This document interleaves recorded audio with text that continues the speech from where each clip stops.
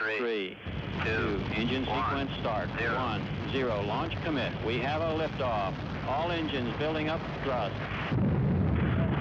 Moving out. Clear the tower. Roger, tower clear. Roger, Tom, you got good thrust on all engines. You're right on the money. 30 seconds, we're on the way. Stand by for mode 1 Bravo. Mark, 1 Bravo. 1 Bravo, 2 Gs. Roger. And cabin pressure's coming down. Roger. Apollo Houston, you're go for station. Roger, go for station. Roger.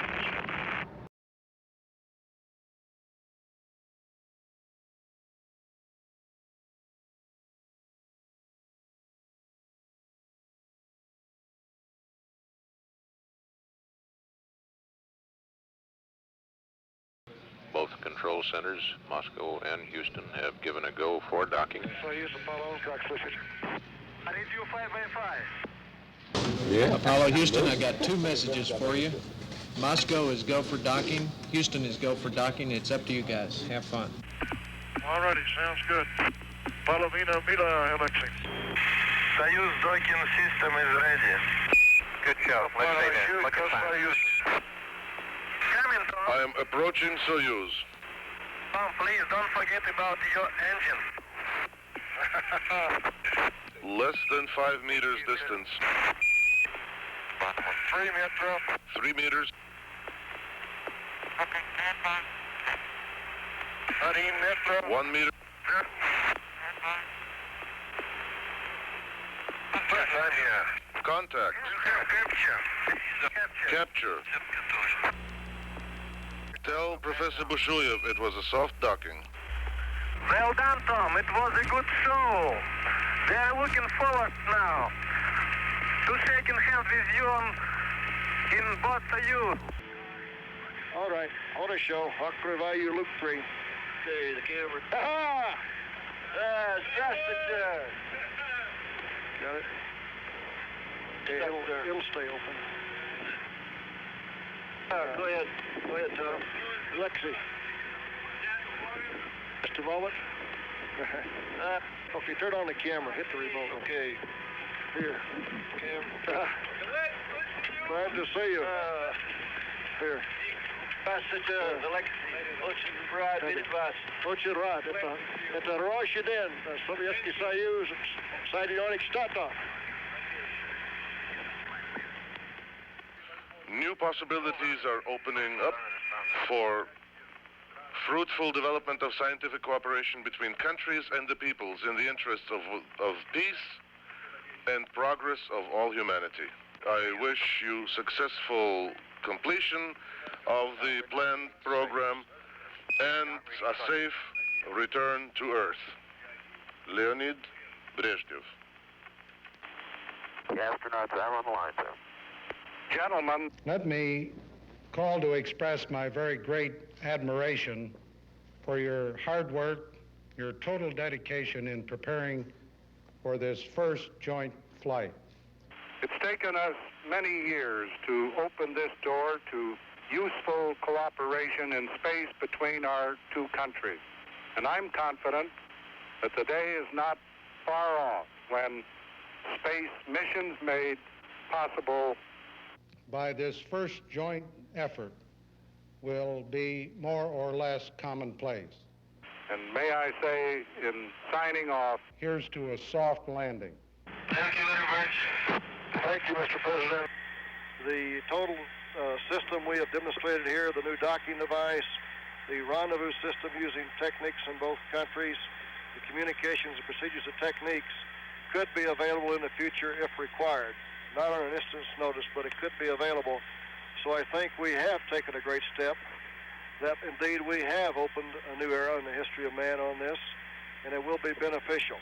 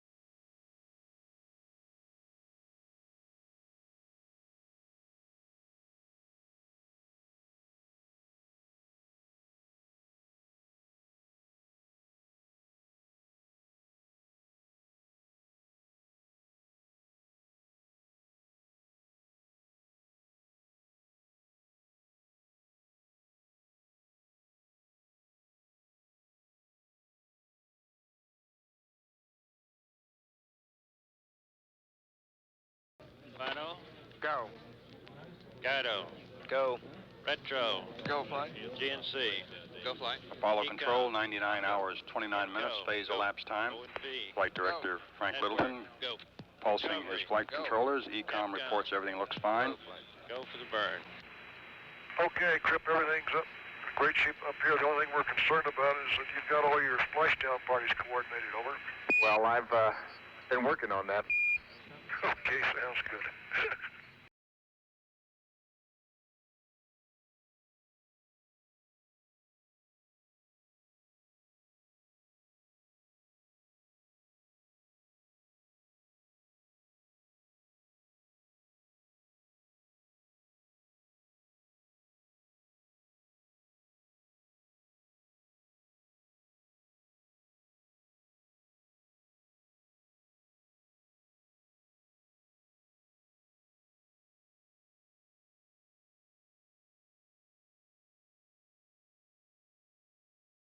You and Valery Kubasov were selected for a project that many would say was as significant as perhaps landing on the moon, that to link up your Soyuz vehicle with the American Apollo spacecraft in this technical concept and born out of a political gesture and a technical demonstration. What did you think of this project, what its goals were, and what you thought the accomplishments would be when you and Valery were selected to represent Russia?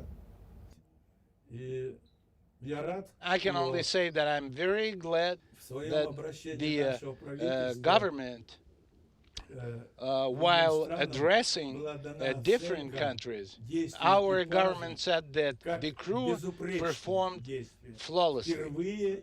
Flawless. That's the actual word they used. And we should not forget about the specifics of that particular time. Cold War. The humankind was at the precipice, literally. But we were lucky to have had very smart people.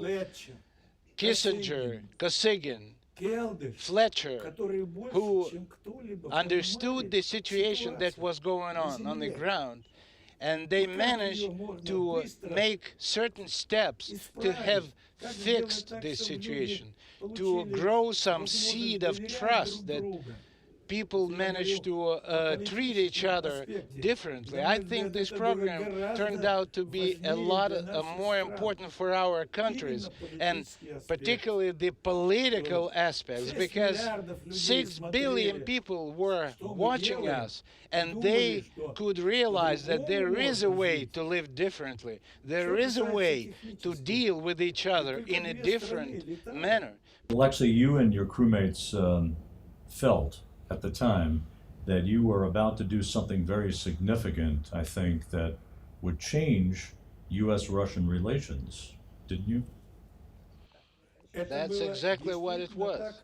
I strongly felt that I received a task which was really a task with huge magnitude.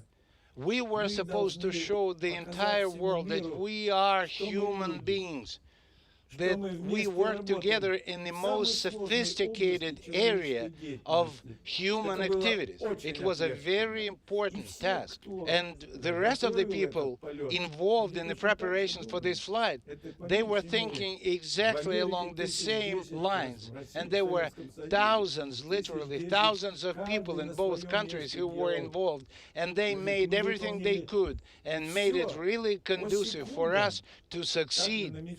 And prior to the launch and during the docking, and everything was designed on the ground between our countries and our respective experts from both countries, which let us actually succeed. Alexey, many people say that the close personal bond that you forged with Tom Stafford was the key to the success of Apollo-Soyuz. You call each other brothers to this day. You correspond with one another frequently. You talk to one another frequently. What was the most important factor that emerged from your personality Tom Stafford's personality that created a friendship and a bond that made this mission successful and made you lifelong brothers? Way prior to Soyuz Apollo, just pretty much like media always do, they select the best players during the hockey tournament or the best crew members that deserve flying. And when we have started doing this similar effort, media folks ended up assigning Stafford and myself as a best crew. And I met him for the first time in 1970. He came to Russia to be in Moscow during the funeral of my backup crew, Dobrovolsky, Volkov, and Patsayev. He decided to come to Moscow by himself, although the State Department did not allow him to do so. And those kinds of things used to be frowned upon back then. But he came to Moscow anyway. And I was asked to join him and to spend more time with him while in Moscow, and I started taking care of him. He's been calling me a brother for a long, long time, and I don't have any close relatives, no parents, they all are gone. And when you have all of a sudden a brother, it just makes the world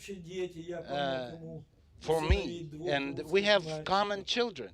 I helped Tom adopt 2 sons from Russia, and now they are grown-up guys, they are students. Their surname is Stafford. My granddaughter's name is Karina, just the same way as Thomas's granddaughter. And we have a lot in common. We meet 2-3 times a year. Alexey, when you look back at Apollo-Soyuz 4 decades ago, you look today at the International Space Station, which many people believe would not have been possible without Apollo-Soyuz.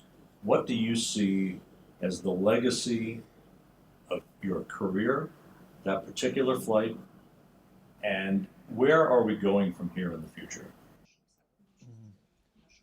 After our flight, there was another program, joint program, Shuttle Mir program. They have done everything very accurately, and which was basically the continuation of what we have started. And it was a part of a cooperation between USA and Russia. And then we logically arrived at the idea of putting together an international space station. 400 tons of weight, 1.5 hectares of solar arrays, 1,000 cubic meters of habitable space. Russian segment, US segment, European segment, altogether 7 modules, Russian segment 5 modules, and this is the area where we have permanent presence of 3 to 6 crew members at all times, and we used to have as many as 9 crew members at some point, and this is continuation of what we have been doing all our lives. And I was actively working in the area of training of those crew members, eventually getting to the International Space Station. We're honored today to be joined by General Tom Stafford, a legendary figure in human spaceflight history, commander of Apollo-Soyuz, whose 40th anniversary is coming up here very shortly. What did you think about Apollo-Soyuz when it was first proposed, and what did you think the ultimate objective would be? I wasn't thinking so much how far way down the road it would lead, as I was, well, we can demonstrate to the world that 2 countries with different languages, different units of measurements, and certainly vastly different political systems could work together for a common goal. That this would be a good thing. It could demonstrate and help a lot of understanding in the world on what we're doing. Because of the close personal bond that you and Alexey Leonov forged, many say that that was the ultimate success to Apollo-Soyuz. What was the most important factor between the two of you that emerged, that bonded a friendship like no other we've ever seen in human spaceflight history?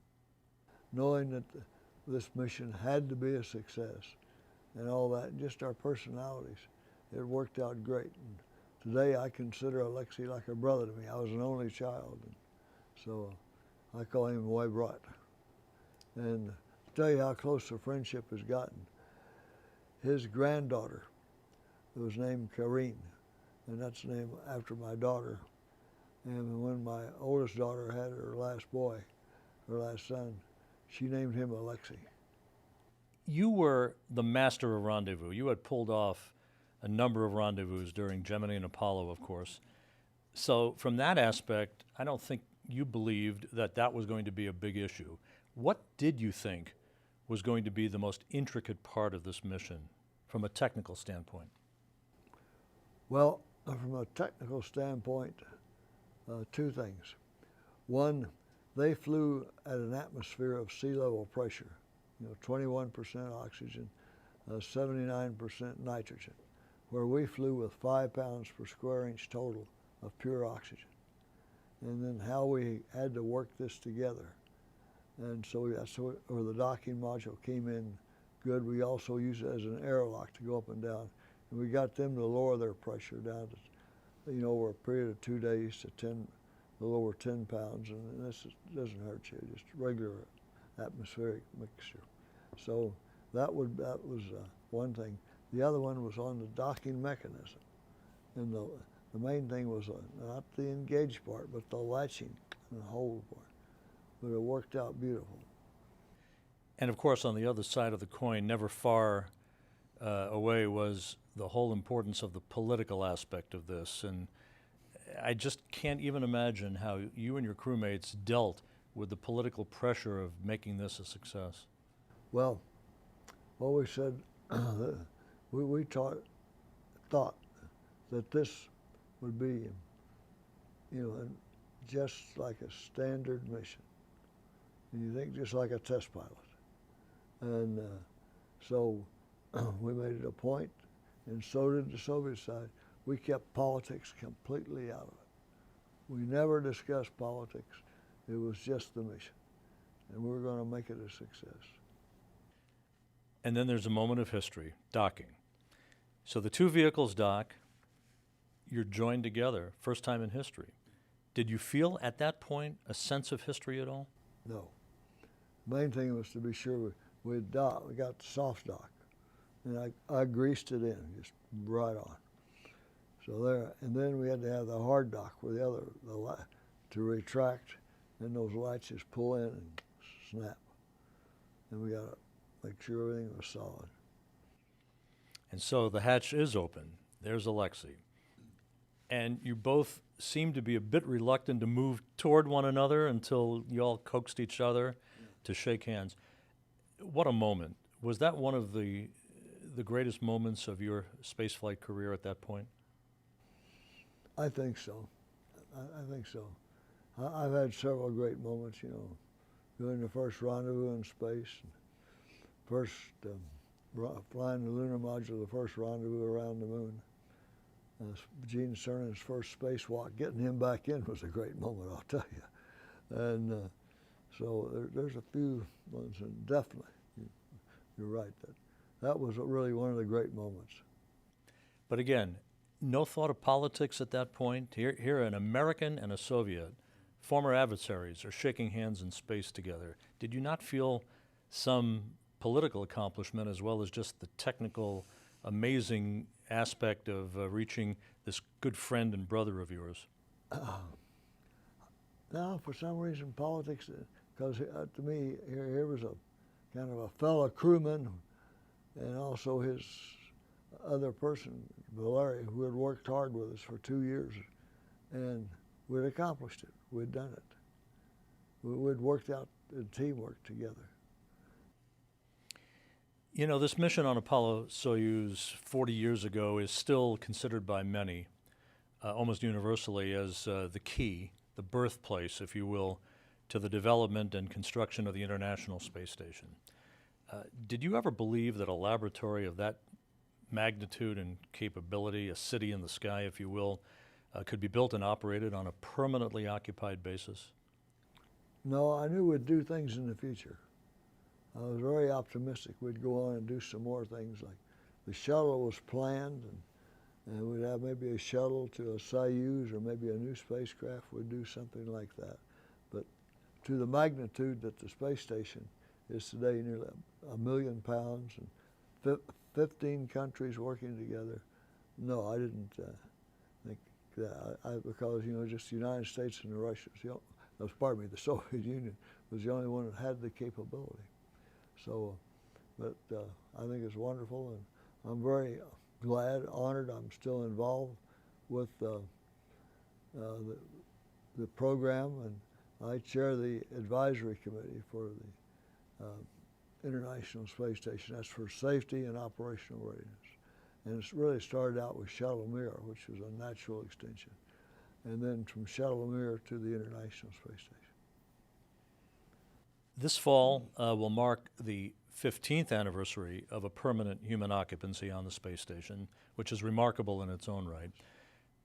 As you look back in the home stretch of the first 2 decades of the space station, what do you think is the most important accomplishment of this complex, this global project? Well, to me, the most important part is bringing these 15 countries together and having been able to agree to work on things and see how, in a way, how flawlessly it's gone. I look back now in a perspective back, say, over my shoulder in history. So I think it was really wonderful. I had the opportunity to work with Alexey Leonov and Valery Kubasov, the other Soviet peoples, now Russian, and bring this together.